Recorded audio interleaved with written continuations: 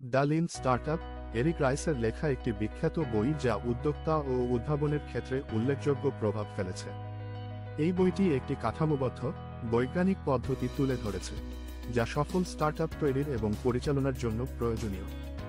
Lin startup পদ্ধতির কেন্দ্রবিন্দুতে রয়েছে একটি ন্যূনতম কার্যকর পণ্য এমভিপি তৈরি করা, তার কার্যকারিতা পরিমাপ করা এবং প্রতিক্রিয়া থেকে শিক্ষা নিয়ে পণ্যটি উন্নত করা।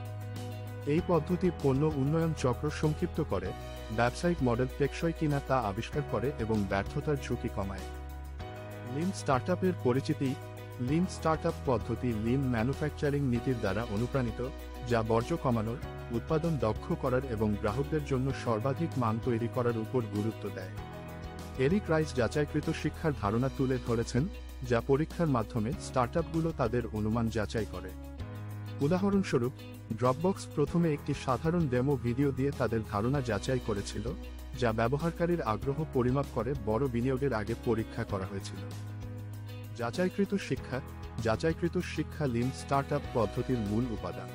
সাফল্যের মাপকাঠি হিসেবে কেবল সুন্দর দেখানো মেট্রিক্স নয়, বরং এমন মেট্রিক্স ব্যবহার করা উচিত যা সিদ্ধান্ত গ্রহণে সহায়ক।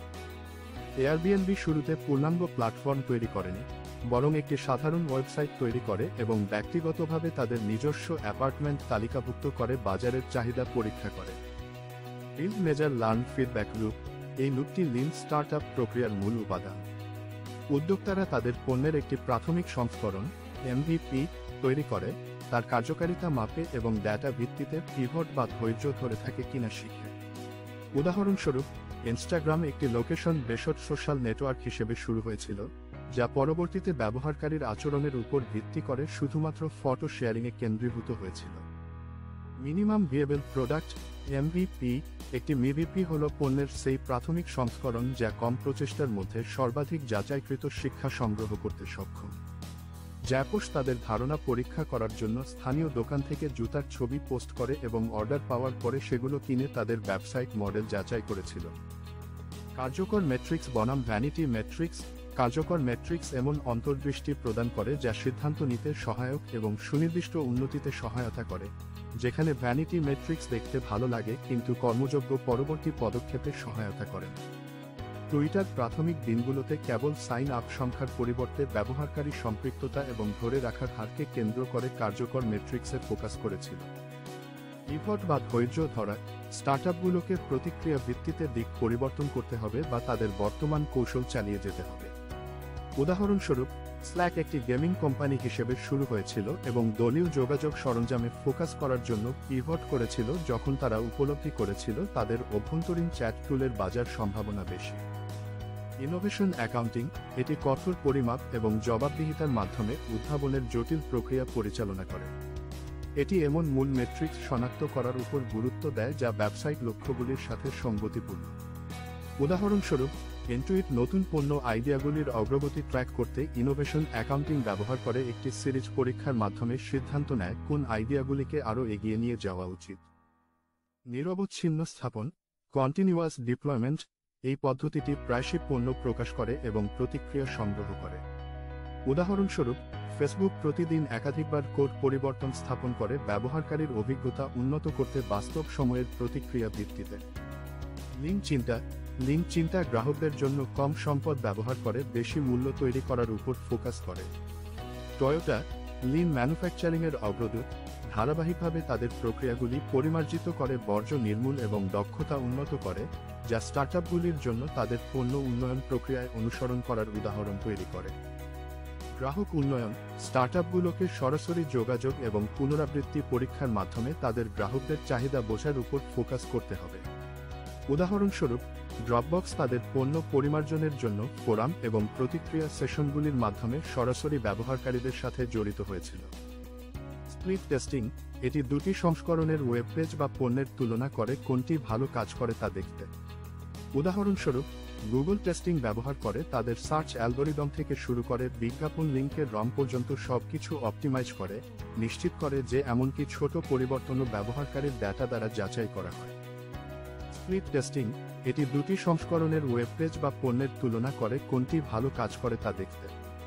উদাহরণস্বরূপ, গুগল টেস্টিং ব্যবহার করে তাদের সার্চ অ্যালগোরিদম থেকে শুরু করে বিজ্ঞাপন লিঙ্কের রং পর্যন্ত সবকিছু অপটিমাইজ করে, নিশ্চিত করে যে এমনকি ছোট পরিবর্তনও ব্যবহারকারীর ডেটা দ্বারা যাচাই করা হয়। প্রথম ব্যবহারকারী, এটি এমন ব্যবহারকারীরা যারা প্রথমে পণ্য ব্যবহার করে এবং প্রতিক্রিয়া প্রদান করে পণ্যটি পরিমার্জন করতে সহায়তা করে। টেসলার প্রথম ব্যবহারকারীরা তাদের বৈদ্যুতিক গাড়িগুলির প্রতিক্রিয়া প্রদান করে, যা টেসলা ব্যবহার করে পুনরাবৃত্তি উন্নতি করার জন্য। জেনচি গেম্বুৎসু, একটি জাপানি শব্দ যার অর্থ নিজে দেখুন, এটি গ্রাহকদের চাহিদা বুঝতে সরাসরি পর্যবেক্ষণের গুরুত্বকে তুলে ধরে। উদাহরণস্বরূপ, ওয়ারবি পার্কারের প্রতিষ্ঠাতারা উৎপাদন এবং বিক্রয় প্রক্রিয়া সরাসরি বোঝার জন্য কারখানা ও খুচরা স্থানে ভ্রমণ করেছিলেন, যা তাদের ব্যবসায়িক মডেলকে প্রভাবিত করেছিল। লিন স্টার্টআপ নীতিগুলি উদ্যোক্তাদের দ্রুত প্রোটোটাইপ তৈরি করতে, গ্রাহকের প্রতিক্রিয়া পরিমাপ করতে এবং সংগ্রহ করা ডেটা থেকে শিখতে উৎসাহিত করে। উদাহরণস্বরূপ, বাফার তাদের ধারণা পরীক্ষা করার জন্য একটি সাধারণ ল্যান্ডিং পেজ দিয়ে শুরু করেছিল, একটি সম্পূর্ণ পণ্য তৈরি করার আগে। পিভটিং কৌশল, প্রাথমিক কৌশলগুলি ব্যর্থ হলে পিভটিং নতুন সাফল্যের পথ খুঁজে পেতে সহায়তা করে।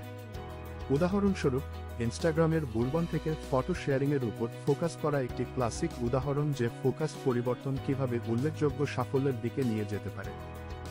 বড় কোম্পানিতে লিন স্টার্টআপের নীতিগুলি কেবল স্টার্টআপগুলির জন্য নয়, বড় কোম্পানিগুলির জন্যও উদ্ভাবনকে উৎসাহিত করতে প্রয়োগ করা যেতে পারে।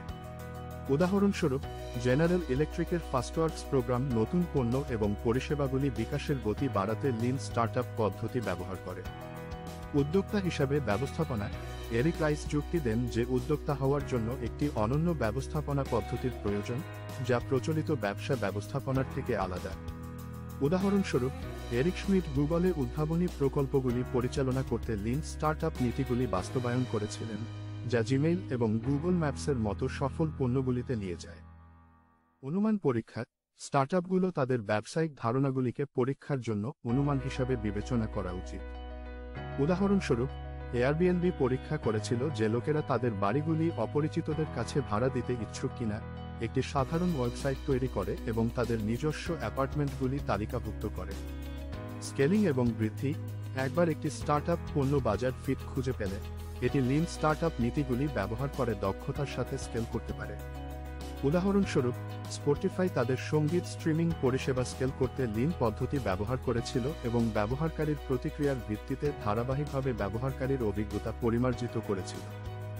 লিন স্টার্টআপের ভবিষ্যৎ, আরও স্টার্টআপ এবং বড় কোম্পানিগুলি লিন স্টার্টআপের নীতিগুলি গ্রহণ করার সাথে সাথে এই পদ্ধতিটি বিকশিত হতে থাকে। এটি অভিযোজনযোগ্যতা, ধারাবাহিক উন্নতি এবং গ্রাহকদের জন্য মান প্রদান করার উপর একটি অবিরাম ফোকাসকে গুরুত্ব দেয়, যা নিশ্চিত করে যে ব্যবসাগুলি একটি দ্রুত পরিবর্তনশীল বাজারে প্রতিযোগিতামূলক থাকে। উদাহরণস্বরূপ, টেসলার বৈদ্যুতিক গাড়ি বাজারে চলমান উদ্ভাবন, ক্রমাগত প্রতিক্রিয়া এবং পুনরাবৃত্তি দ্বারা চালিত লিন স্টার্টআপ পদ্ধতির ভবিষ্যতের সম্ভাবনাকে প্রতিফলিত করে। পরিশেষে, এরিক রাইসের দ্য লিন স্টার্টআপ বইটি কেবল নতুন স্টার্টআপগুলির জন্য নয়, উদ্ভাবন এবং প্রতিযোগিতামূলক থাকতে চাওয়া প্রতিষ্ঠা কোম্পানিগুলির জন্যও একটি কাঠামো সরবরাহ করে। যাচাইকৃত শিক্ষা, এমভিপি তৈরি এবং কার্যকর মেট্রিক্স ব্যবহারের উপর ফোকাস করে, ব্যবসাগুলি পণ্য উন্নয়ন এবং বাজার উপযুক্ততার অনিশ্চয়তা মোকাবেলা করতে পারে, যা শেষ পর্যন্ত আরও সফল এবং টেক